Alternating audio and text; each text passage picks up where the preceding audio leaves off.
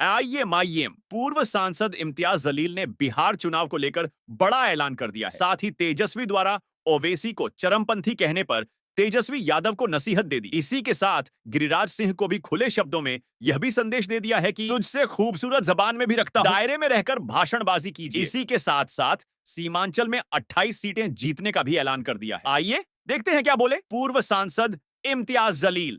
इम्तियाज साहब महाराष्ट्र से चलकर सीमांचल में पहुंचे हैं, क्या अलग दिखाई दे रहा है?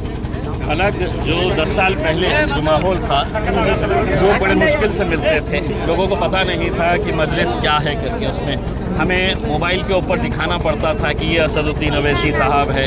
छोटे छोटे गाँव में जब जाते थे तो कई सारे ऐसे लोग थे जिन्होंने मतलब असदुद्दीन अवैसी साहब, चूँकि गांव के अंदर बिजली नहीं होती थी, आज इन 10 सालों के अंदर ये फ़र्क तो हमने देखा है कि छोटे से छोटे गांव में चले जाइए, आपको बुजुर्ग रहेगा या छोटा बच्चा रहेगा, वो बाहर निकल कर आता है और कहता है कि पतंग छाप के ऊपर मोहर लगानी है।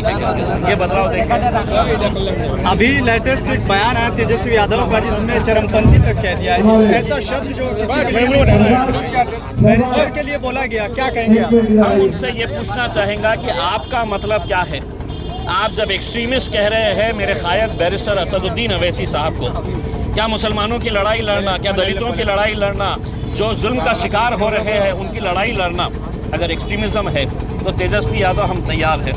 11 तारीख के दिन बिहार की जनता आपको बताएंगी कि एक्सट्रीमिज्म का शब्द का मतलब क्या है करके। उसमें अगर ये लड़ाई, अगर हम उन लोगों के लिए लड़ रहे हैं जिनकी आवाज़ ऐवानों तक पहुंचती नहीं है और जिनके बीच में आप सिर्फ 5 साल के बाद आते हैं, अगर उनके लिए लड़ना अगर एक्सट्रीमिज्म है तो हम तैयार है वो एक्सट्रीमिज्म की लड़ाई लड़ने के लिए।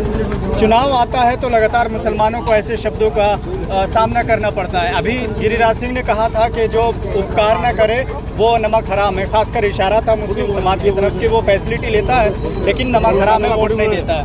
देखिए, अगर वो इस तरह की भाषा कर रहे हैं तो इम्तियाज जलील की भाषा उससे खूबसूरत है। उसके अंदर हम कुत्तों के भौंकने के ऊपर है तो जवाब नहीं देते हैं। उसके अंदर समझ में आ गया है, मैंने किसी का नाम नहीं लिया है लेकिन इशारों में जिसको भी समझना था उसको समझ में आ गया। जीडीए का आपका अलायंस हुआ है, पूरा जीडीए नाम रखा है, इसका सीएम फेस कौन है? जहां गठबंधन का और सबका सीएम फेस है, आपका किधर है? देखिए, अभी इलेक्शन तो हो जाने दीजिएगा। उसमें हमारी लड़ाई जो है वो नेता की कुर्सी के ऊपर बैठने के लिए नहीं है, हाँ, मंत्री की पद की कुर्सी के ऊपर बैठने के लिए नहीं है। हम आवाम को मजबूत करना चाहते हैं, उनकी आवाज़ ऐवानों तक पहुंचाना चाहते हैं। ये लड़ाई तो दूसरे पार्टियों के अंदर चल रही है। इलेक्शन हो जाने दीजिएगा, इंशाल्लाह अच्छी सीटें आने दीजिएगा।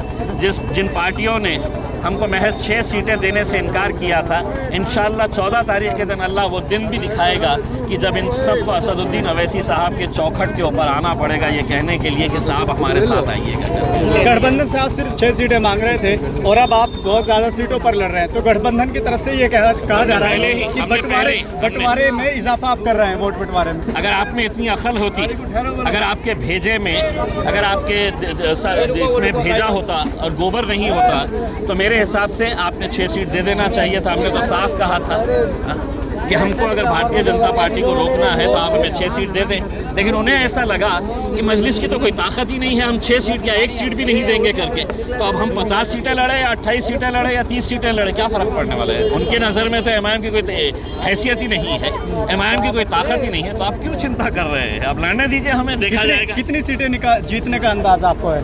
अल्लाह ने अगर चाहा तो 28 के 28 जीतेंगे। चलिए, बहुत बहुत शुक्रिया।